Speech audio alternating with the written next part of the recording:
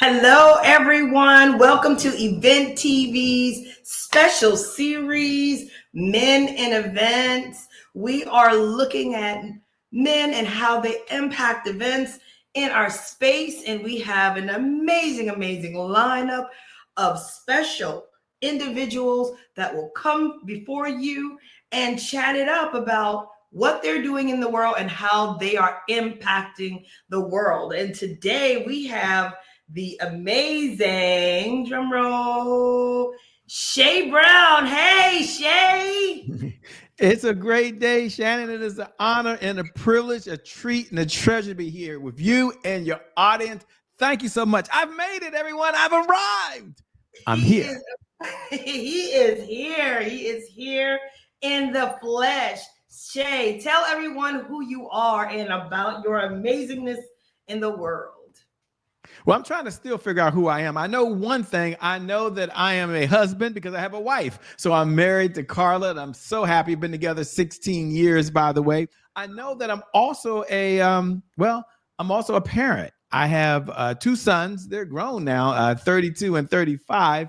So I guess I'm a father. But here's the cool part. I don't know if you know this, but I'm also now a papa or grandpa or whatever they decide to keep calling me. Oh, I have a grandson who's going on 3 years old now. So that's pretty amazing. That might be like some of you out there watching. If you reach that age, I'm at 57 now, so I reached that age. Or I also have the very first granddaughter. I had two sons. I don't know what it's like having a girl and kind of raising a girl, although I had a sister.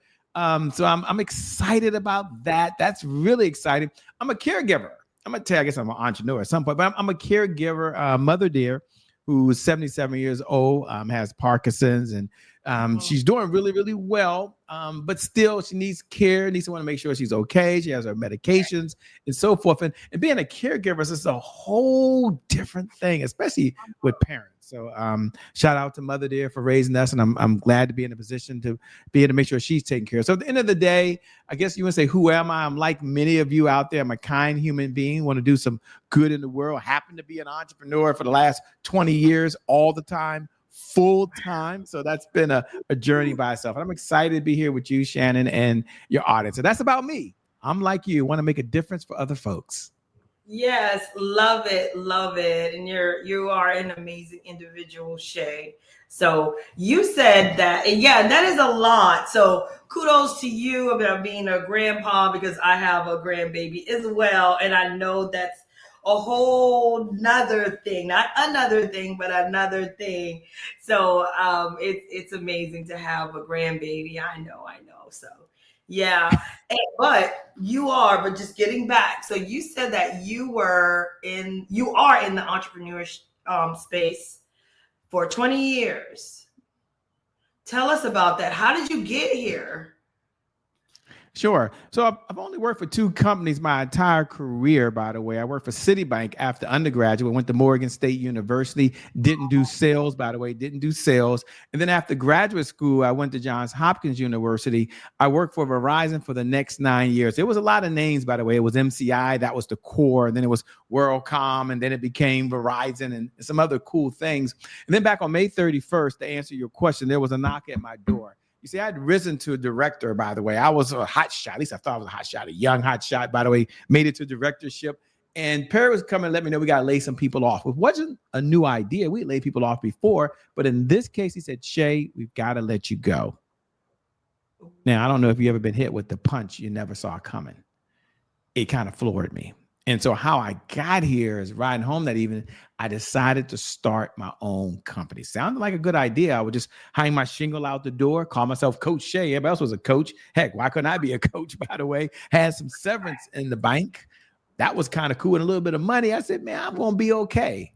And then in 1 minute, I'll say this, Shannon, it didn't work out that way. After 90 days in business, I was tired. I was frustrated. And short, I was out of money. I learned that my MBA from Johns Hopkins couldn't save me from getting my car repossessed, by the way.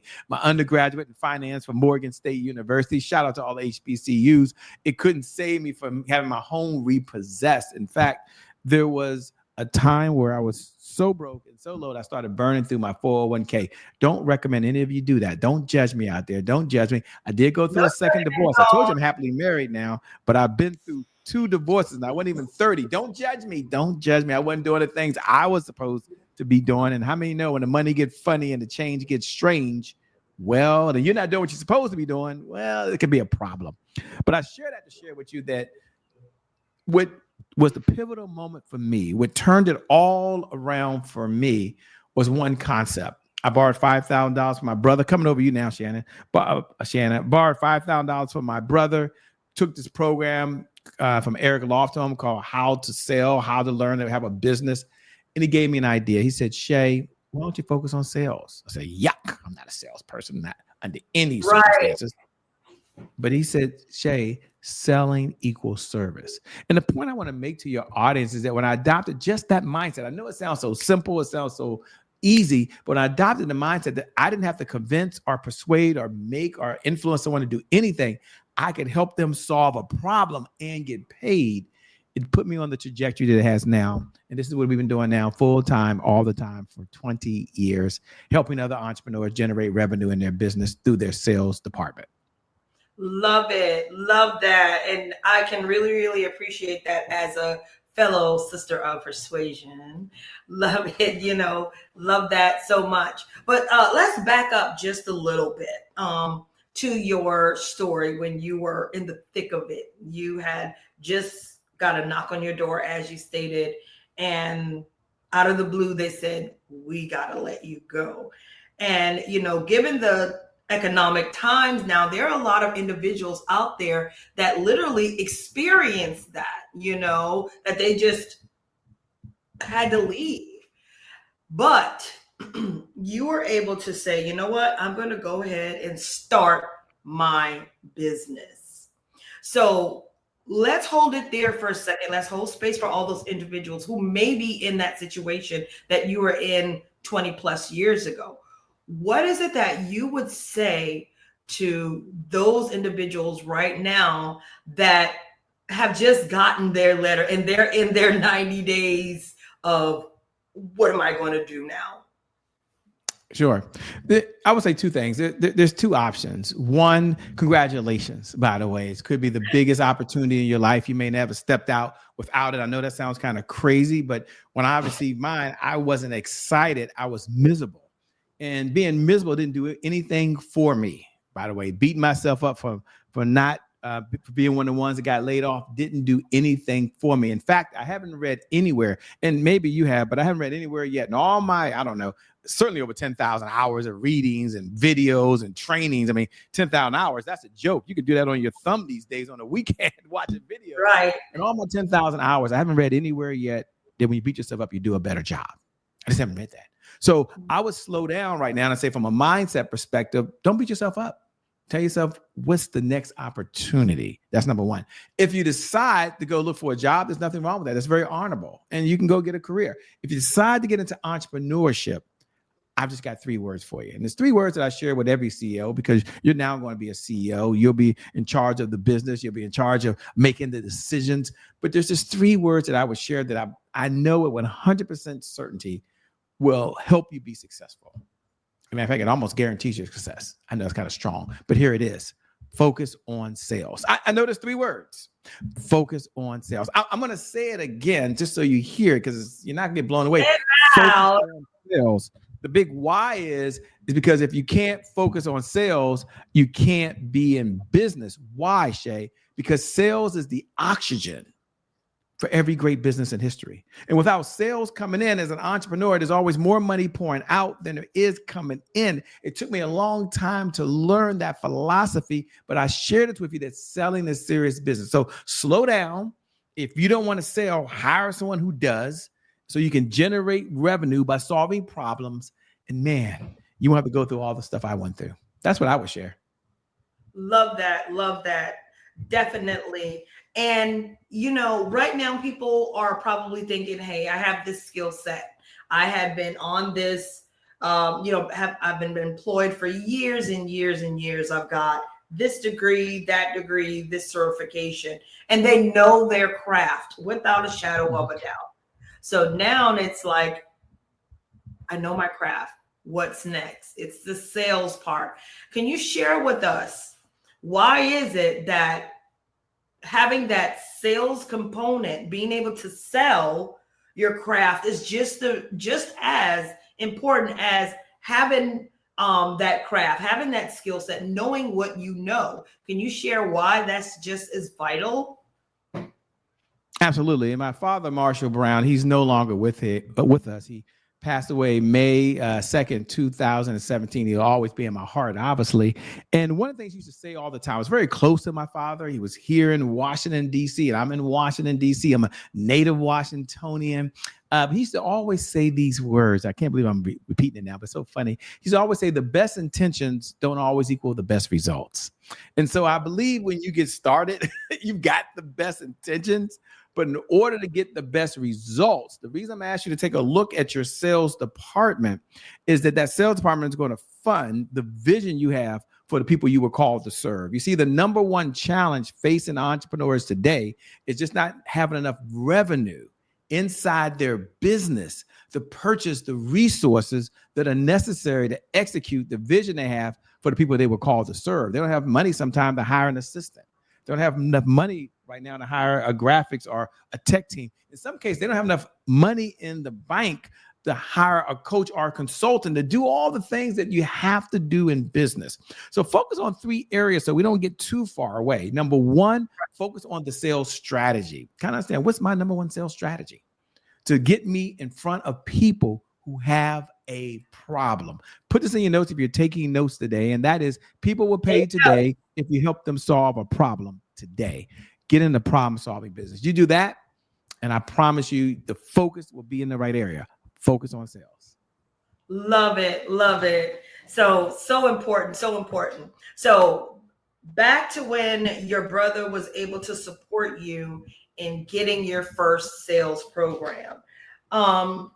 Once you went through that program, tell us what happened. You were able to restructure your business, build and support individuals that sell. So tell us a time where you have a success story where someone maybe did not know how, when, where they had this amazing craft and you were able to support them. Sure. We'll talk about 2 individuals that we work with. The first individual is the individual that doesn't know how to sell. And that used to be our ideal client, right? We would be teaching the selling skills, and that's how we start off. And my mom was a bishop back in the 70s when it wasn't popular being a bishop as a woman in a Pentecostal church. You don't have to be a faith person, by the way. Maybe you relate to this story, by the way. We only had 35 members in our church. 25 were kids. I was one of the kids. That just means I got into a lot of trouble. That's all that means, by the way. But my mama used to always say that the minister who's preaching is normally preaching about something they're going through. And I used to hear her say that over and over again.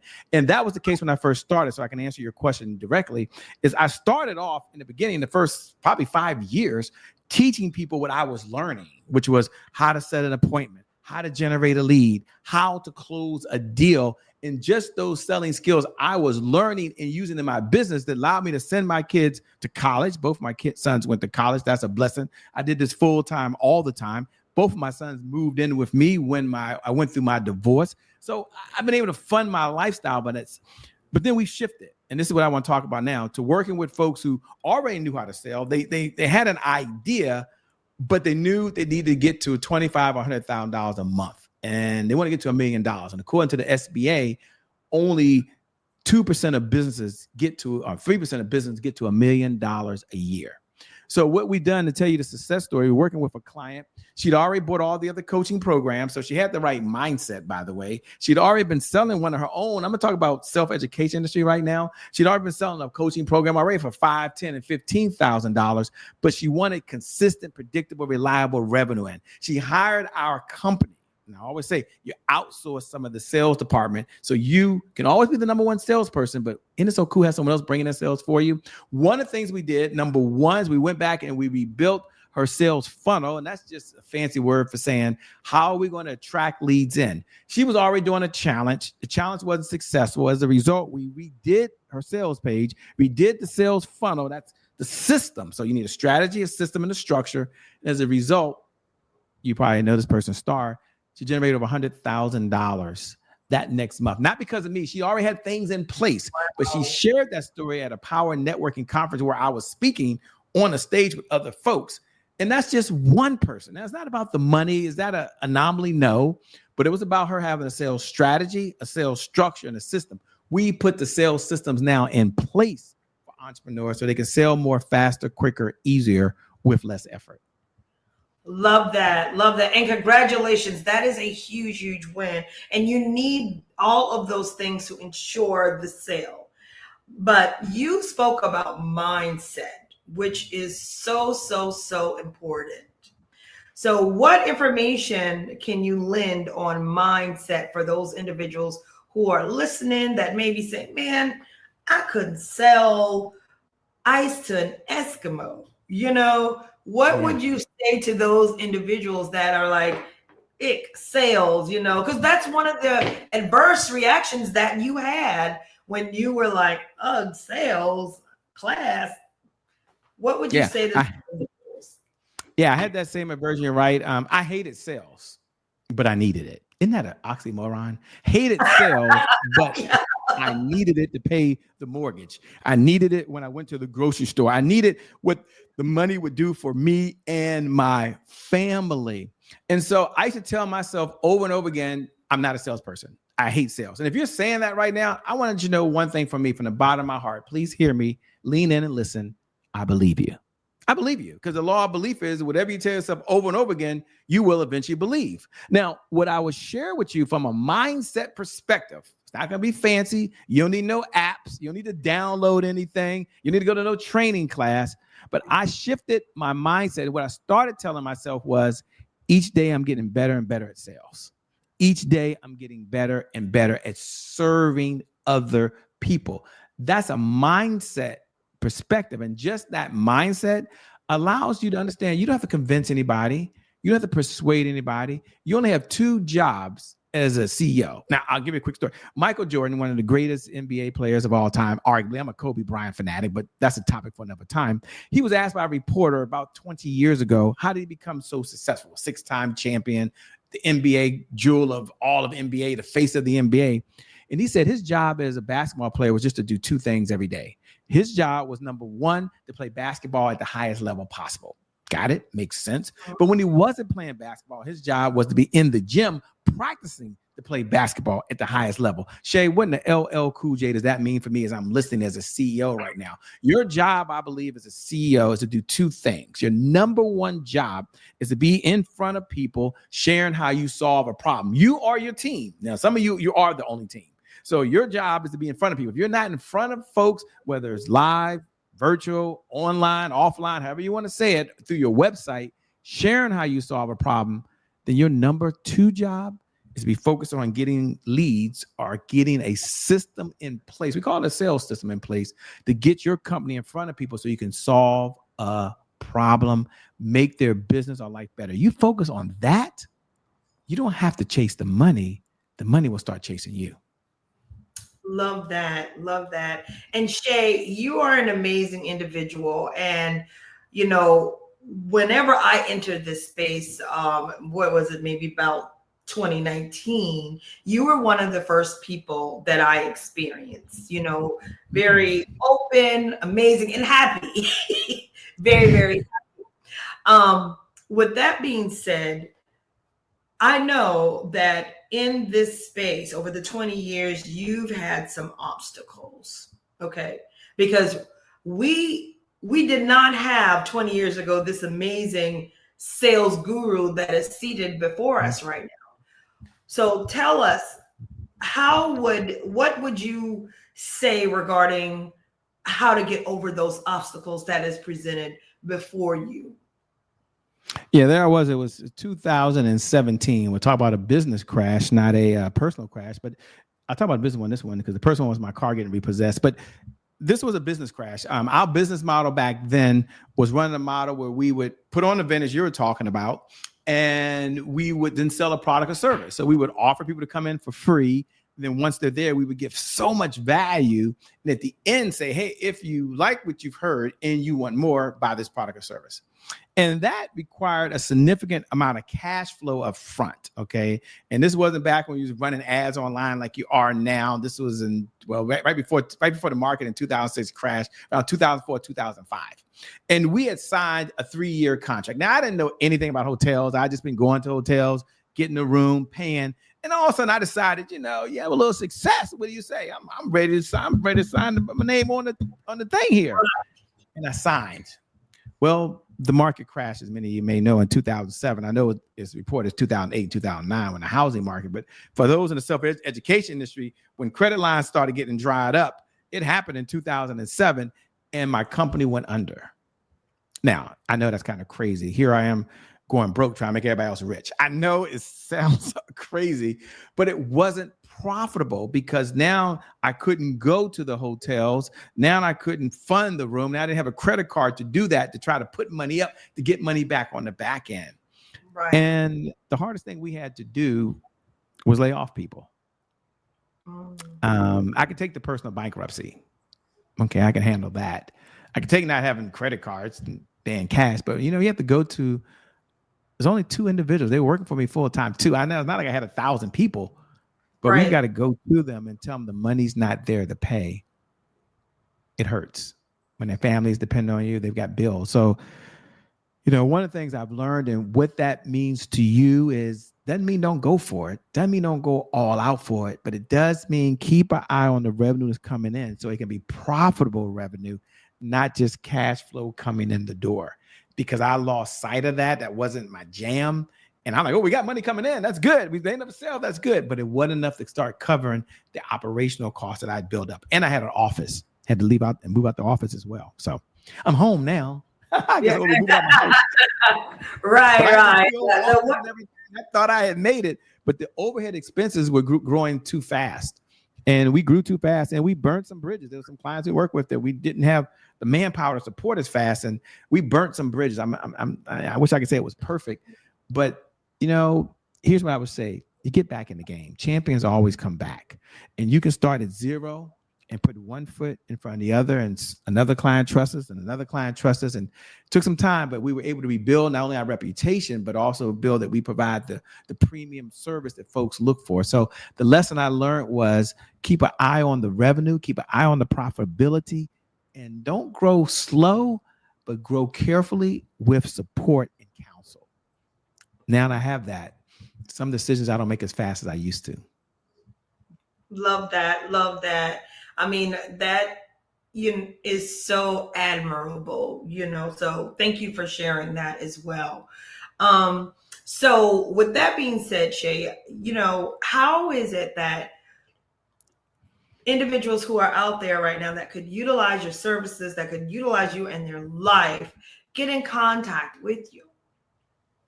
Sure. For those folks that are out there, like, Shay, I just want to build a 7-figure sales team. Okay. I don't want to do all the selling myself. If you want to do all the selling yourself, that's fine. This conversation is not for you. But if you want to build a 7-figure sales team, and if you can ask yourself, Shay, how do I build a 7-figure sales team? What does it even look like? What does it feel like? You can go to ChatGPT right now, AI, and type it in there, and it's not going to share the format I will share with you. Hey, I'm not saying it's the only one, but if that's you and you want to get in contact with me, or you just want the playbook on how to do it, you just go to www.ceosalesagency.com. Very simple. www.ceo, because it's for the CEOs, sales, SALES, agency.com. Once you go to www.ceosalesagency.com and you get there, just follow the instructions. Once you fill out a little information there, we're going to send that directly to you. And I'm looking forward to connecting with you, because once we do that, I'm going to say, how'd you hear about it? And all you got to do is say, men in events. Come on, that's the bat signal. And then I myself will do a one-on-one call with you to do an audit of your sales department. That's my promise. That's my gift. Now, are you going to take advantage of it? Absolutely not. Statistically speaking, you all won't. But here's the good news. You can. Go to www.ceosalesagency.com. It'll be a really good use of your time. Awesome. Well, thank you so much, Shay, and your amazing information. Everyone here, please, you need sales in your business. You are an amazing entrepreneur. You know your stuff, backhand, front hand, all through, but you need to sell it in order to build a a prosperous and profitable tongue twister business. So with that being said, Shay, thank you. You all out there, men in events, give it up for this amazing man in events, doing the thing in the space. We appreciate you, Shay. Thank you so much, Shannon. I appreciate you as well. Keep doing God's work. Peace. Will do. Will do. Thank you.